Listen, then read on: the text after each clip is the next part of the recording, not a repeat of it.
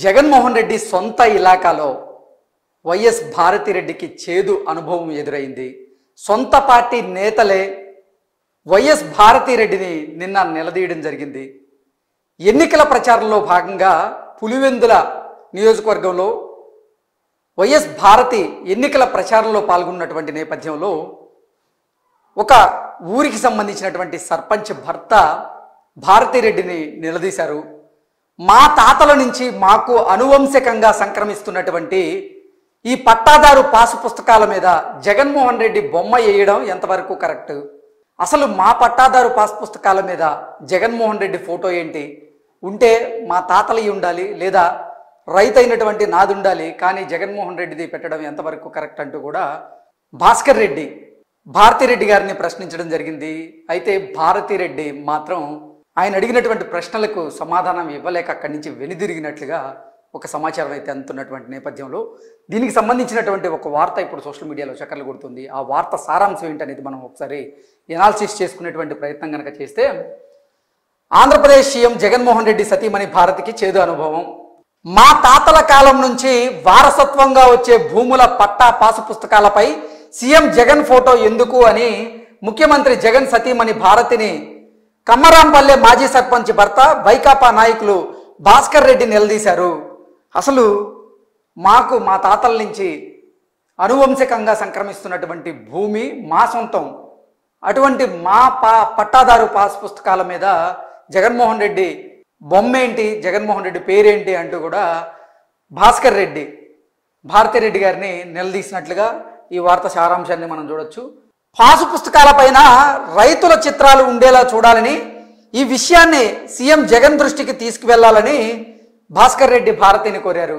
పట్టాదారు పాసు పుస్తకాల మీద రైతుల ఫోటోలు ఉంటే అది వారికి వారి కుటుంబాలకి మేలు జరిగేలా ఉంటుంది. ఈ విషయాన్ని మీరు ఆంధ్రప్రదేశ్ ముఖ్యమంత్రి అయినటువంటి జగన్మోహన్ రెడ్డి దృష్టికి తీసుకెళ్ళండి, మీ హస్బెండ్ దృష్టికి తీసుకెళ్ళండి, అది మాకు అంటే ఉపయోగకరంగా ఉంటుంది అంటూ కూడా భాస్కర్ రెడ్డి ఆవిడని అంటే భారతి గారిని కోరడం జరిగింది. ఎన్నికల ప్రచారంలో భాగంగా భారతి సోమవారం వైఎస్ఆర్ జిల్లా పులివెందుల నియోజకవర్గం వేంపల్లిలో పర్యటించారు. గొర్లమందల కాలనీలో మాజీ సర్పంచ్ ఇంటి వద్దకు వెళ్లి వైకాపాకు ఓటు వేయాలని కోరారు. ఈ సందర్భంగా భాస్కర్ రెడ్డి ఆమెను ఎదురు ప్రశ్నించారు.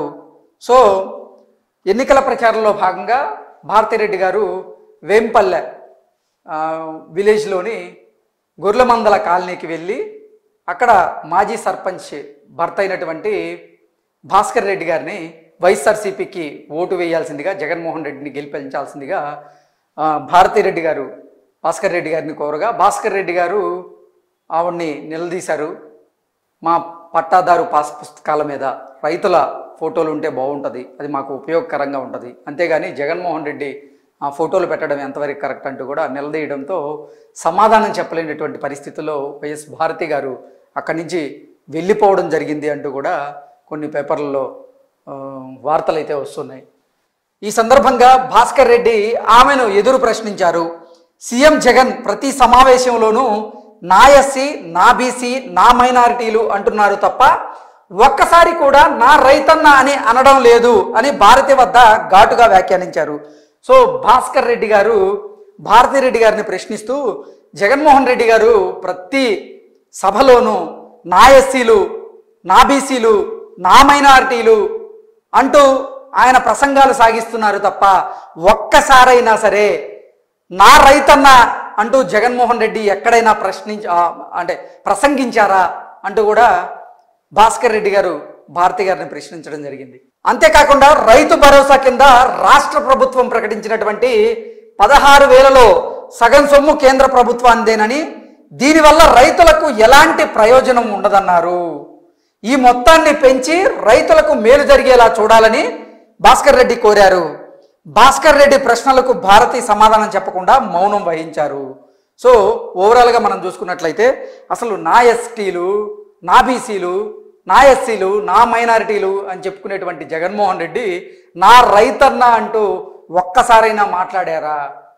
అలా మాట్లాడితే బాగుండు భారతిరెడ్డి గారిని ప్రశ్నించారు. దాంతోపాటుగా రాష్ట్ర ప్రభుత్వం 16,000 రూపాయలు ప్రకటించింది.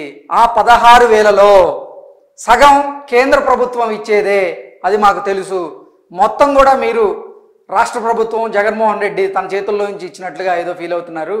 కేంద్ర ప్రభుత్వం ఆ 16,000 రూపాయల్లో సగానికి పైగా ఇస్తుంది, అది మాకు తెలుసు, దానివల్ల రైతులకి ఒక ఉపయోగం కూడా లేదు అన్నట్లుగా భాస్కర్ రెడ్డి భారతి దగ్గర మొత్తుకున్నట్లుగా ఈ వార్త అయితే సారాంశాన్ని మనం గ్రహించవచ్చు.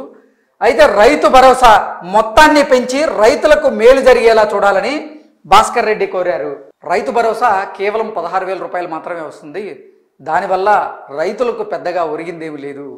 ఆ రైతు భరోసా మొత్తాన్ని మరింత పెంచితేనే రైతులకు మరింత ఉపయోగకరంగా ఉంటుంది అంటూ కూడా భాస్కర్ రెడ్డి గారు భారతీ రెడ్డి గారిని కోరడం జరిగింది. అలాగే భాస్కర్ రెడ్డి భారతిని ప్రశ్నించడంతో ఆవిడ మౌనం వహించి అక్కడి నుంచి వెళ్ళిపోయారు అంటూ కూడా ఈ వార్త సారాంశంగా చూడొచ్చు. జగన్మోహన్ రెడ్డి సొంత ఇలాకాలోనే జగన్మోహన్ రెడ్డి మీద తీవ్రమైనటువంటి వ్యతిరేకత వస్తుంది. పులివెందుల్లో జగన్మోహన్ రెడ్డికి వ్యతిరేక పవనాలు వీస్తున్నాయి. ఈసారి పులివెందుల్లో జగన్మోహన్ రెడ్డికి గడ్డు కాలం తప్పదు అంటూ కొంతమంది రాజకీయ విశ్లేషకులు వారిదైన స్లైడ్లు విశ్లేషణ అందిస్తున్నటువంటి నేపథ్యంలో ఆ వార్తలకు ఊతం ఇచ్చేలాగే ఈ వార్త అయితే ఉంది. ఎందుకంటే వారి విశ్లేషణకు ఊతం ఇచ్చేలాగే ఈ వార్త ఉంది. రానున్నటువంటి సార్వత్రిక ఎన్నికల్లో పులివెందుల నియోజకవర్గంలో జగన్మోహన్ రెడ్డి గడ్డు పరిస్థితులను ఎదుర్కోబోతున్నారు అనేది ఈ వార్త చూస్తే మనకి క్లియర్గా అర్థమవుతుంది. ఎందుకంటే అధికార వైసీపీకి చెందినటువంటి నాయకులే ఈరోజు అధికార పార్టీకి చెందినటువంటి నాయకుల్ని, అలాగే జగన్మోహన్ రెడ్డి గారి సతీమణి అయినటువంటి భారతీ రెడ్డి గారిని ప్రశ్నించేదాకా వచ్చిందంటే అసలు ఆ నియోజకవర్గంలో అభివృద్ధి లేదని, ఆ నియోజకవర్గంలో జగన్మోహన్ రెడ్డి చేసిందేమీ లేదని, తీవ్ర వ్యతిరేకతతో అక్కడ ఓటర్లు ఉన్నారంటూ కూడా కొన్ని వార్తలు అయితే వస్తూ ఉన్నాయి. ఆ వార్తలకి ఊతం ఇచ్చేలాగే ఈ వార్త అయితే ఉంది.